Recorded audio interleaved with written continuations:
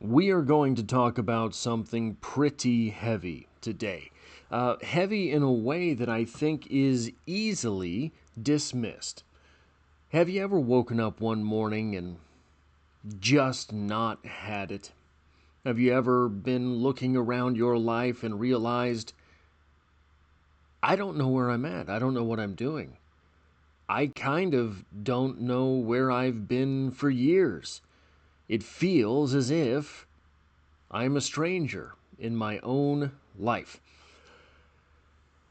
I think we've all been there. Maybe not for the course of years, right? Maybe it's been days, maybe it's been weeks, maybe you just wake up one day and you don't know what you're doing that day, right? There's all sorts of levels or variations of this feeling, but probably we've all felt that on some level. There is something else that could be going on there. So, welcome to Strip Cover Lit, where we squeeze the bigger picture out of literature. I'm Adrian Fort, and we are here for another poetry discussion. Whoops, I forgot to move my document back where it goes. We're here for another poetry discussion, which will appear, of course, in the poetry discussion playlist here on the channel. The poem in question today, that playlist, by the way, nearly 900 videos strong. The poem in question today, When I'm Dead, My Dearest, by Christina Rossetti. And it reads as such: When I am dead, my dearest, sing no sad songs for me. Plant thou no roses at my head, nor shady cypress tree. Be the green grass above me, with showers and dewdrops wet. And if thou wilt remember, and if thou wilt forget, I shall not see the shadows, I shall not feel the rain, I shall not hear the nightingale sing on as if in pain. And dreaming through the twilight that doth not rise nor set, haply I may remember, and haply may forget. I was doing some research trying to find more poems to talk about, and I found a brief description of this poem and thought, yeah, I'll go ahead and give that a try. And I read it, and I thought, oh no, I've done this poem. Yeah, I've done this poem before. So I bring up my phone and the YouTube Creator app, and I search for the poem title. Nothing.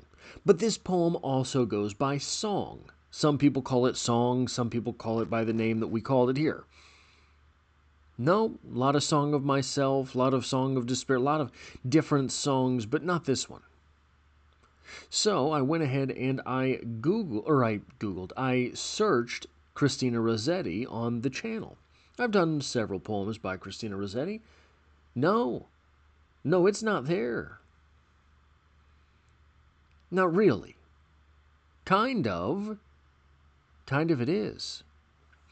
This is another poem from Christina Rossetti. So let's go back up here real quick, just so we're on the same page. When I am dead, my dearest, or song. A lot of times you'll see it song in the parenthetical statement, when I am dead, my dearest. But we are looking for another poem from Christina Rossetti. It's called Remember, and it reads as such. Remember me when I am gone away, gone far away into the silent land. And immediately you're thinking, what a hypocrite. Wants it both ways. Don't celebrate me when I'm gone. Don't remember me when I'm gone. Maybe you should forget. But here we start remember off with the phrase, remember me when I am gone away. And I thought at the beginning, surely this is not the poem that I am talking about. But hold on. Remember me when I am gone away, gone far away into the silent land, when you can no more hold me by the hand, nor I half turn to go, yet turning stay. Remember me when no more, day by day, you tell me of our future that you planned. Only remember me, you understand. It will be late to counsel then or pray. Yet if you should forget me for a while, and afterwards remember? Do not grieve. For if the darkness and corruption leave, a vestige of the thoughts that once I had, better by far you should forget and smile, than that you should remember and be sad. So this poem, despite the fact that it starts with the phrase, remember me when I am gone away, it ends pretty much in the same place as this poem. Haply I may remember, and haply may forget. Do not plant flowers for me. Do not plant a cypress tree for me. I can't lay in the shade anymore. I do not hear the nightingale sing on as if in pain. None of it matters to me. This idea that we would want our loved ones to forget us when we're gone. It's an interesting sentiment, interesting enough to be poetic, in that what it does is it takes a common sentiment, I hope my loved ones remember me, and it flips it on its head. That's at least one way to be poetic, to look at something common from a completely different lens, through a completely different lens, from a completely different angle, under completely different lighting, whatever the change is. That change being made can make something poetic. But for this theme to pop up time and again in a person's poetry would be kind of suggestive that this is, to them, a common framing. And it's different a little bit than the sentiment, I don't want sad songs at my funeral. It's not just that. This is different than that. It's not just, man, don't do anything sappy. Just, celebrate me when I'm gone. Don't mourn for me, celebrate. Don't mourn my death, celebrate my life. It's different than that. Both of these poems include the sentiment, hey, you can forget me. I'm gone anyway. Was it going to be? I don't care. Right? Both of these poems contain that sentiment. I would like to talk about something real quick here. Something called depersonalization derealization disorder, DPDR for short. It is a dissociative disorder, and this is what Google says about it. DPDR is a mental health condition marked by persistent feelings of detachment from oneself or one's surroundings. It is often triggered by trauma, severe stress, or drug use, and symptoms include feeling like an outside observer, emotional numbness, and distorted perception of reality. Treatment typically involves psychotherapy, such as cognitive behavioral therapy, CBT, while medications may be used to address co-occurring conditions like anxiety or depression. And that, I think, in itself should... Now, I'm not using the most, correct medical terms here, nor will I use the correct medical jargon here, but you see how, right here, this word, this is a big, scary word, right? Depression. Very big, scary word. However, in the formulation of this paragraph, depression works for this guy. Depression is subservient to depersonalization derealization disorder. Now, as I understand it, and perhaps I'm wrong, they're kind of hand in hand in some ways. If you have a major depressive episode, there will be some DPDR stuff going on. If you have massive DPDR health conditions, mental health conditions, depression will follow. So I don't know what the hierarchy is there, but at least in this paragraph, we can look at it as depression works for DPDR, right? Very scary type of stuff. And from the Mayo Clinic, we get the following. Oh no, my graphic went away. Derealization symptoms, because this is the half of DPDR that I want to sort of concentrate on with this pairing of poems. Derealization symptoms include feeling that people and your surroundings are not real, like you're living in a movie or dream. Well, that doesn't really graft onto this poem. Surroundings, so I'm going to go, so here's the first one, right? Surroundings that appear out of their usual shape or are blurry or colorless, or they seem like they only have two dimensions, so they're flat with no depth, or you could be more aware of your surroundings and they appear clearer than usual. That doesn't apply here. Thoughts about the past that are not real, such as recent events feeling like the distant past. This, we kind of get a little bit of a hint of this in there. Unrealistic thoughts about distance and the size and shape of objects. Don't really have any of that.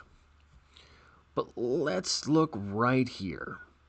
Feeling emotionally disconnected from people you care about, as if you were separated by a glass wall.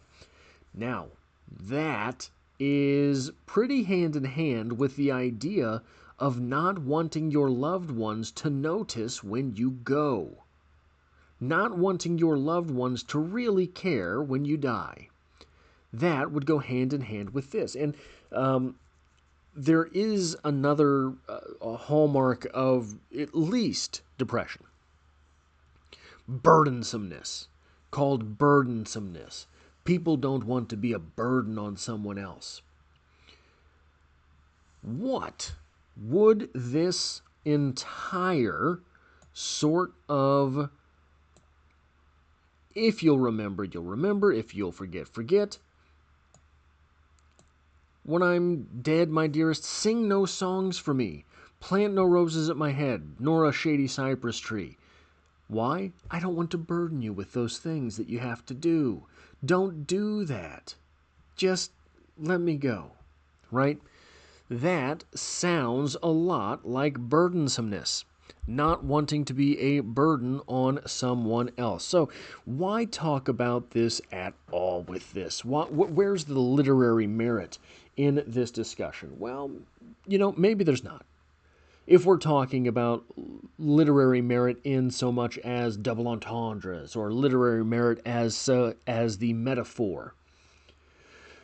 But I think that there is another type of literary merit, and that is where some of the more hardcore literary critics get themselves in trouble. There is a very real part of literature that is application. And I think that familiarity with these types of thought processes, familiarity with these types of opinions or opinions of the self, the way that our speaker in these poems seems to have a very skewed or strange opinion of themselves. After all, our speaker here is, in, I think, both of these poems, talking to a person. This is not a proclamation. This is not a royal we situation. This is a speaker talking to a person, telling them, do not miss me when I die. It's not worth it.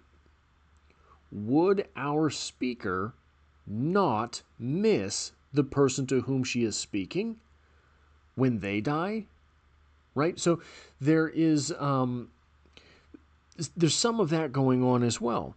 The speaker here is saying, do not value me in the way that I obviously value you. I'm here writing a poem to you.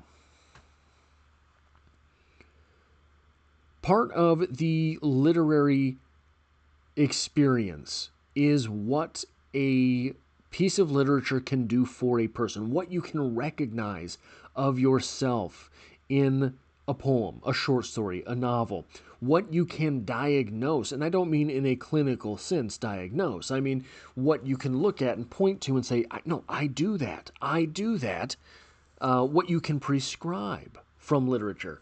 Okay, well, I'm reading, you read, for example, just a very good example of this, A Christmas Carol, and you say, oh, I'm on that path. I'm on that path to be a wretch.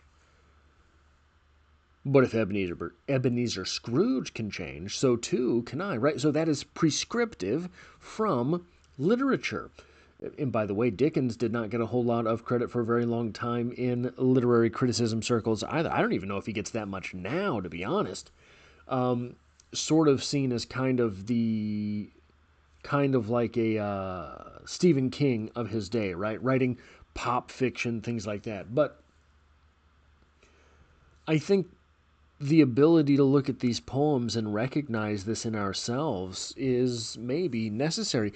Do you, even though you've probably undoubtedly had these days, even though you have probably undoubtedly said things like this, right? Do you want to get to the place in your life where you are telling people that you care about enough that you would write them a poem? You want to tell those people, don't miss me when I'm dead. Do you want to get to that place? Do you hope to get to that stage in life? I think that's a very real question. I think that is something that is prescriptive in literature that can help us mold a little bit more of the life that we want for ourselves. That is all I have for this poetry discussion. If you like or appreciate what it is that I do here, hitting a like button really does help me out, as it tells YouTube to share this video with other literature lovers. If you find yourself here by chance but not design, literature is the only thing I talk about on this channel, dropping multiple videos every single week. There's poetry every Monday, and as always, I hope to have you back for the next one.